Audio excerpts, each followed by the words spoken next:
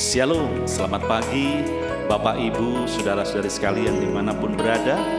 Mari pagi hari ini saya mengajak setiap kita datang kepada Tuhan, membawa kerinduan kita, membawa hati kita untuk memuji dan menyembah Tuhan.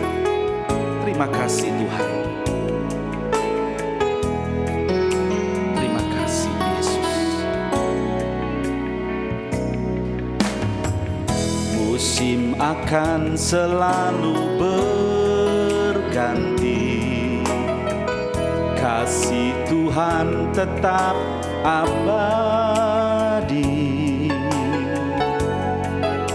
tak akan berubah sampai selamanya. Ku tetap percaya, ku yakin Tuhan memberkati, ku yakin Tuhan melindungi.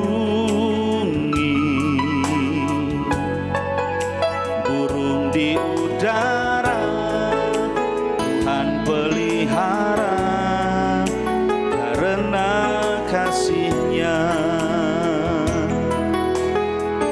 Tuhan selalu menolongku, selalu menjagaku. Sehelai di rambutku tak akan terjatuh tanpa seizin-Mu.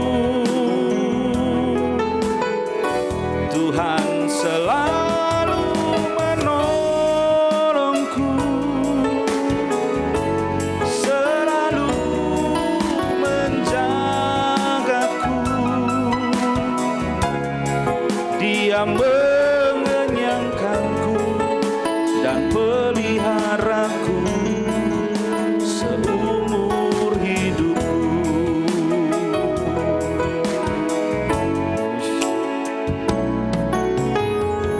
Musim akan selalu berganti, kasih Tuhan tetap abadi, tak akan berubah sampai selamanya. Ku tetap percaya, ku yakin Tuhan memberkati, ku yakin Tuhan melindungi. Burung di udara Tuhan pelihara, karena kasih-Nya Tuhan selalu menolongku, selalu menjagaku. Sehelai di rambutku tak akan terjatuh tanpa seizin-Mu. Tuhan selalu menolongku, selalu menjagaku. Dia mengenyangkanku dan peliharaku seumur hidupku. Mari katakan, Tuhan selalu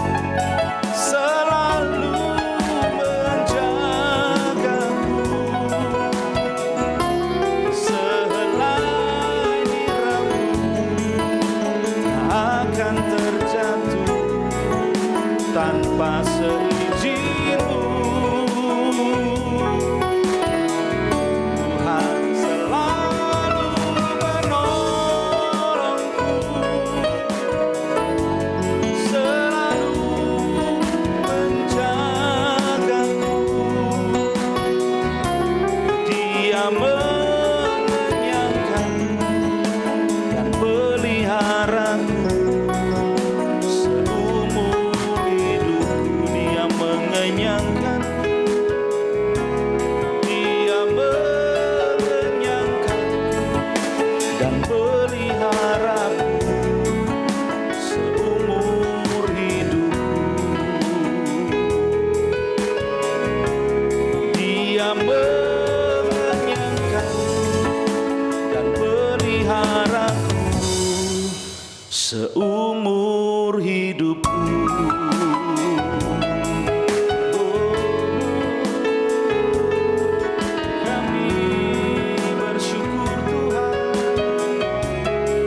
Segala kebaikan-Mu, atas segala kasih setia-Mu, Tuhan. Engkau baik, sangat baik, bahkan Kau teramat baik bagiku. Kau selalu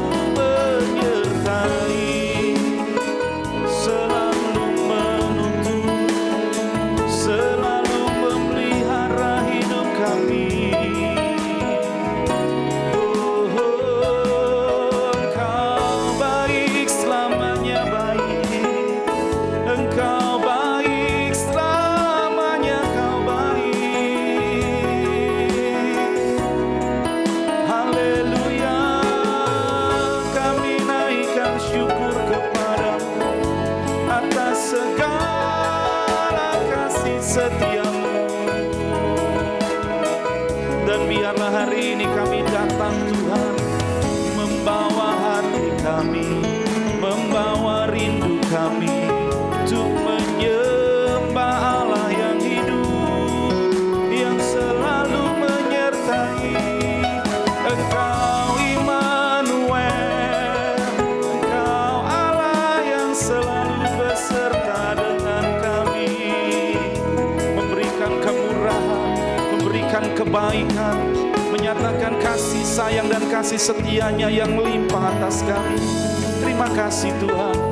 Sungguh kami naikkan syukur kami kepada Tuhan buat perkara-perkara yang ajaib yang Tuhan nyatakan buat kami, buat pemeliharaan-Mu yang nyata, buat penyertaan-Mu, buat tuntunan-Mu yang luar biasa atas setiap kami Tuhan. Terima kasih Bapa di surga, pagi ini kami boleh datang kepadamu, membawa syukur kami, membawa kerinduan kami.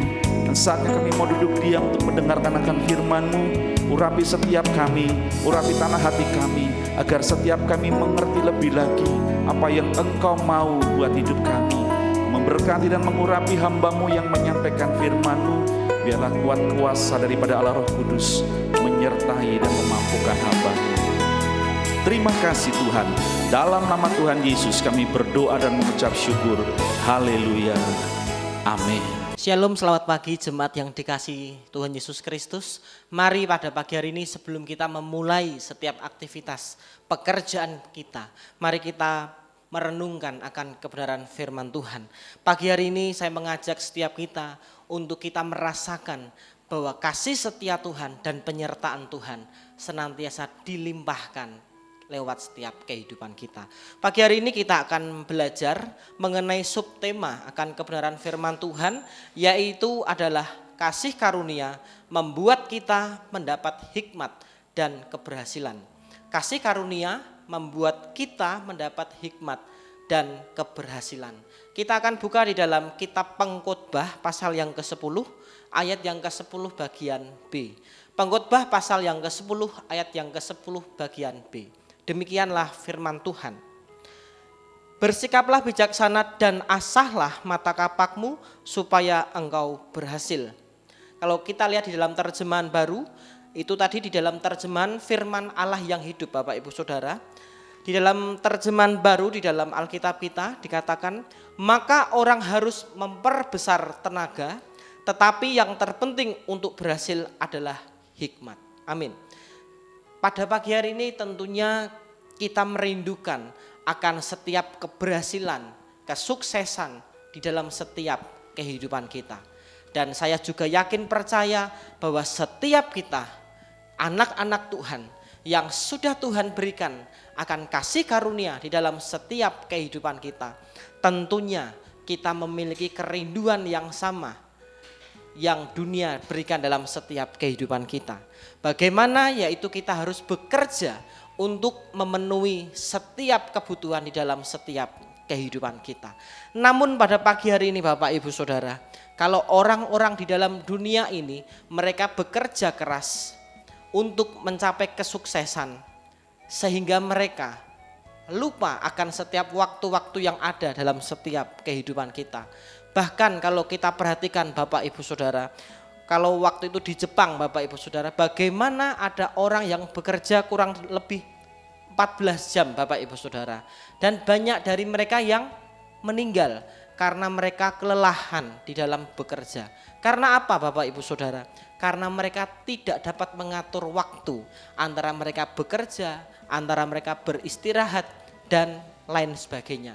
Namun sebagai anak-anak kesayangan Tuhan, pada pagi hari ini tentunya kita juga memiliki kerinduan yang sama untuk kita dapat bekerja di dalam setiap kehidupan kita, untuk kita dapat memenuhi setiap kerinduan di dalam setiap kehidupan kita.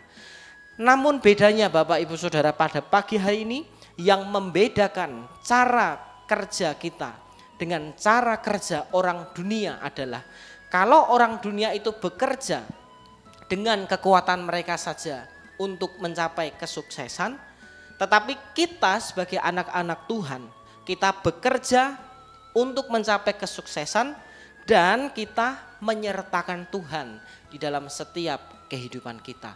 Karena kita percaya dan yakin Bapak Ibu Saudara, bahwa yang membuat setiap pekerjaan kita berhasil, hidup kita itu mencapai kesuksesan, itu bukan karena kekuatan kita Bapak Ibu Saudara. Namun kita yakin percaya kesuksesan, keberhasilan di dalam setiap hidup kita itu ditentukan oleh hikmat yang daripada Tuhan yang diberikan dalam setiap kehidupan kita. Dari pembacaan kita, Pengkhotbah pasal yang ke-10 ayat yang ke-10 bagian B, bagaimana Raja Salomo itu memberikan nasihat bagi setiap kita, khususnya anak-anak Tuhan, bagaimana untuk kita dapat mencapai keberhasilan, kesuksesan di dalam setiap aspek kehidupan kita. Kita tidak hanya menggunakan kekuatan kita saja Bapak Ibu Saudara. Karena dikatakan di dalam Alkitab, maka orang harus memperbesar tenaga. Tetapi yang terpenting untuk berhasil adalah hikmat. Tentu untuk kita bekerja kita memerlukan power, memerlukan kekuatan. Namun power dan kekuatan itu tidak saja cukup Bapak Ibu Saudara. Karena kita juga membutuhkan hikmat yang daripada Tuhan di dalam setiap kita mengerjakan apa yang Tuhan percayakan dalam setiap kehidupan kita. Yang pertama yang kita pelajari dalam hidup kita mengenai hikmat dalam setiap kesuksesan kita adalah mengapa hikmat atau kebijaksanaan itu penting di dalam setiap kehidupan kita. Kalau tadi Raja Salomo sudah berkata bahwa bukan dengan kekuatan kita saja, tetapi yang membuat kita berhasil adalah hikmat dan kebijaksanaan. Maka yang pertama adalah yang dapat kita pelajari, mengapa hikmat itu sangat penting di dalam setiap kehidupan kita. Yang pertama adalah hikmat perlu kita kejar karena mendatangkan keberhasilan. Kita akan buka di dalam Amsal pasal yang ke-8. Amsal pasal yang ke-8 ayat 17 sampai 21. Amsal pasal yang ke-8 ayat 17 sampai 21 akan saya bacakan bagi Bapak Ibu Saudara. Aku mengasihi semua yang mengasihi aku. Orang-orang yang mencari aku pasti menemukan aku. Kekayaan, kehormatan, keadilan dan kebenaran yang kekal adalah milikku untuk kubagikan. Pemberian-pemberianku lebih baik daripada emas, daripada perak pilihan atau emas murni. Jalan-jalanku adalah jalan keadilan dan kebenaran. Orang-orang yang mengasihi dan mengikuti aku adalah benar-benar kaya. Perbendaharaan mereka kuisi penuh-penuh. Jadi poin yang pertama Bapak Ibu Saudara, mengapa hikmat itu sangat penting di dalam setiap kehidupan kita. Karena hikmat itu mendatangkan keberhasilan. Lalu yang kedua, mengapa hikmat itu sangat penting di dalam setiap kehidupan kita, sehingga kita harus mengejarnya, Bapak Ibu Saudara. Yang kedua adalah hikmat itu membawa dampak yang besar dalam setiap kehidupan kita. Tentunya membawa dampak yang positif bagi hidup kita. Kita buka di dalam 2 Samuel 14, 2 Samuel pasal yang ke-14, ayat yang ke-17. 2 Samuel pasal yang ke-14 ayat yang ke-17, demikian firman Tuhan. Ya Raja akan memberikan kepada kami kedamaian. Hamba tahu bahwa baginda adalah seperti malaikat Allah yang dapat dengan tepat membedakan mana yang baik dan mana yang jahat. Kiranya Tuhan Allah senantiasa menyertai baginda. Amin. Dari pembacaan kita dalam 2 Samuel 14 ini, bagaimana Raja Daud itu sangat dipercaya oleh umat-umatnya pada waktu itu, Bapak Ibu Saudara. Karena apa, Bapak Ibu? Karena di dalam setiap perkataan-perkataan Daud itu ada hikmat yang daripada Tuhan. Ada penyertaan Tuhan yang luar biasa dalam setiap kehidupan kita.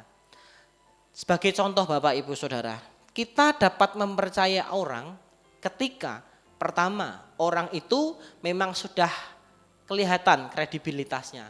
Lalu yang kedua, orang itu memang adalah orang yang dapat dipercaya. Track recordnya itu sudah kita mengerti, Bapak Ibu Saudara. Tetapi jika orang itu kita belum mengenal atau kita melihat bahwa hidupnya tidak karu-karuan, apakah kita dapat percaya akan orang tersebut, Bapak Ibu Saudara? Tentu saja tidak.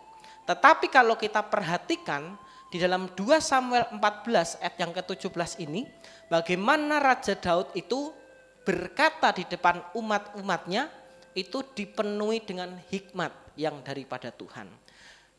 Dengan ini kita dapat melihat, Bapak Ibu Saudara, bahwa hikmat itu sangat penting di dalam setiap kehidupan kita. Mintalah hikmat kepada Tuhan supaya keberhasilan, kesuksesan itu menaungi di dalam setiap kehidupan kita. Lalu poin yang kedua yang dapat kita pelajari pada pagi hari ini, Bapak Ibu Saudara, terkait dengan hikmat yang menjadi titik kesuksesan di dalam setiap kehidupan kita.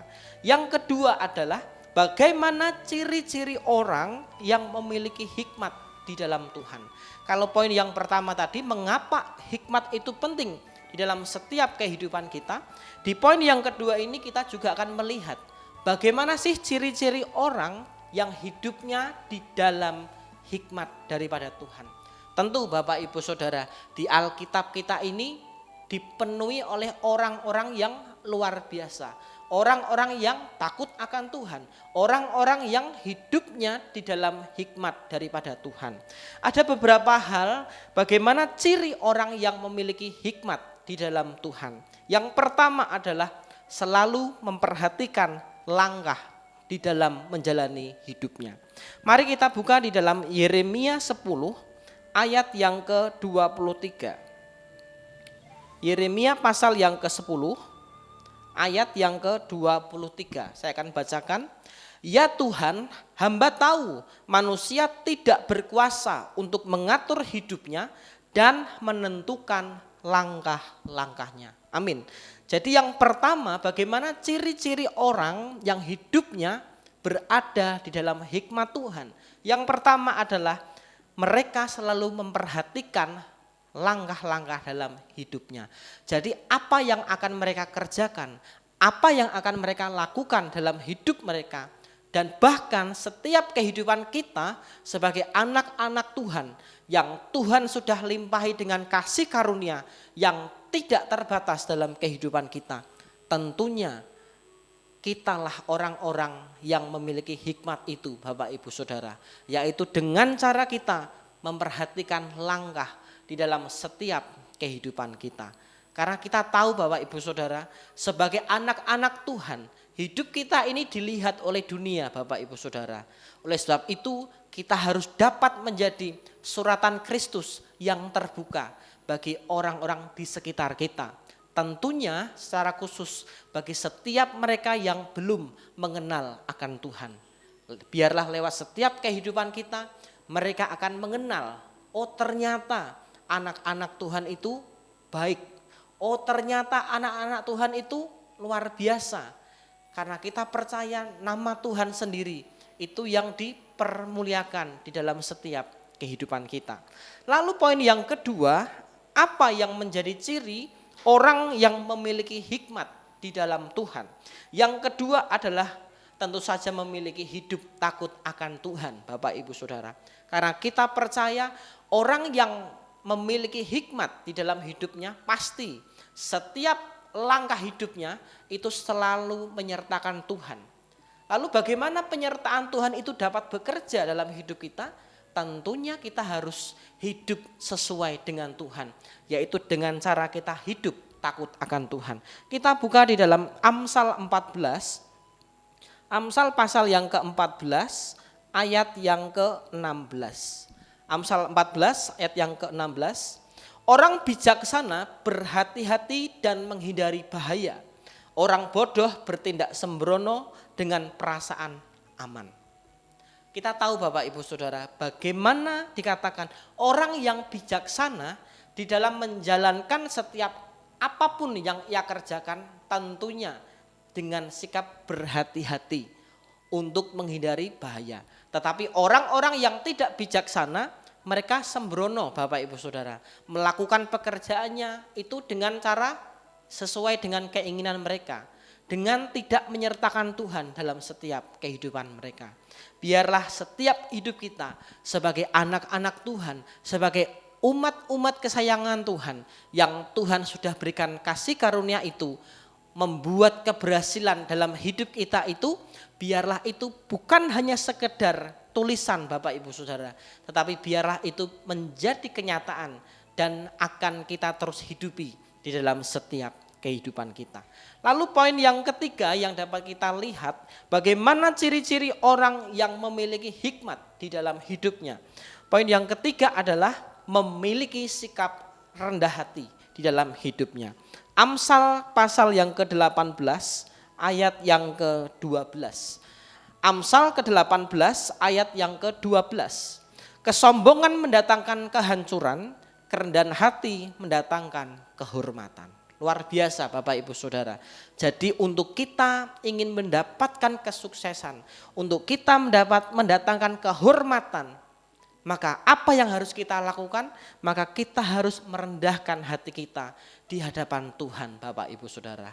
Karena kita tahu orang yang rendah hati Tuhan akan tinggikan di hadapannya. Biarlah pada pagi hari ini kita terus menjaga setiap kehidupan kita dengan kita menghidupi akan kebenaran-kebenaran Tuhan di dalam kehidupan kita. Karena kita yakin percaya firman-Nya adalah sumber hikmat, sumber kekuatan, sumber pengharapan di dalam setiap kehidupan kita. Kalau kita perhatikan di dalam kehidupan orang yang memiliki sikap rendah hati, tentunya yang pertama mereka dapat menghormati akan pandangan orang lain. Ya, mungkin kalau orang yang tidak berhikmat Bapak Ibu Saudara, tentunya mereka berpikir bahwa pandangan mereka sajalah yang benar dan pandangan orang lain itu salah Bapak Ibu Saudara. Tetapi biarlah setiap kita pada pagi hari ini kita juga mau menghargai, menghormati akan pandangan orang lain di dalam setiap kehidupan kita. Lalu yang berikutnya adalah kita bersedia menerima kritikan atau masukan daripada orang lain.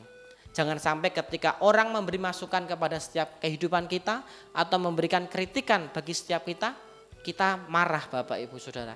Atau mungkin kita langsung tidak suka akan orang tersebut. Mungkin dengan kata lain kita mencari-cari kesalahan orang tersebut yang tadinya ingin memberikan kritikan yang membangun di dalam setiap kehidupan kita. Tetapi karena kita sudah emosi, kita tidak suka akan orang tersebut, maka kita tidak akan mengalami perubahan di dalam setiap kehidupan kita. Biarlah pada pagi hari ini Bapak Ibu Saudara, hikmat Tuhan itu tetap tinggal dan bekerja dalam kehidupan kita. Karena hikmat Tuhanlah yang memampukan kita untuk tetap naik di hadapan Tuhan dan tidak akan pernah turun. Biarlah firman Tuhan pada pagi hari ini memampukan dan menguatkan setiap hidup kita untuk kita hidup di dalam Tuhan. Mari bersama-sama kita berdoa. Pagi hari ini kami mengucap syukur Tuhan di hadapan-Mu. Mari Bapa, Kau ajarlah setiap kami Tuhan, untuk kami terus memiliki hikmat dan kebijaksanaan di hadapan-Mu Bapa, untuk melewati setiap kehidupan kami, setiap apa yang Tuhan sudah percayakan dalam setiap hidup kami, untuk kami kerjakan di hadapan-Mu Tuhan. Biarlah Kau sertai kami, beri setiap kami hikmat daripada Tuhan, untuk kami mengerti bagaimana kami harus melewati setiap hidup kami ini, tentunya sesuai dengan rencana dan kehendak-Mu Bapa. Berdoa buat setiap kami anak-anak-Mu Tuhan yang senantiasa setia mengikuti doa pagi online ini. Sebelum kami mengakhiri doa pagi ini Bapa, kami berdoa biarlah setiap pekerjaan kami, usaha-usaha kami dibuat Tuhan berhasil pada pagi hari ini. Karena kami menyertakan Tuhan dan kami hidup di dalam hikmat-Mu Bapa. Terima kasih Tuhan, terima kasih buat kesempatan pagi hari ini, dan kami rasakan akan pertolongan-Mu, kekuatan yang baru, pengharapan yang baru daripada Tuhan. Hanya di dalam nama Tuhan kami Yesus Kristus, kami sudah berdoa dan mengucap syukur. Haleluya. Amin.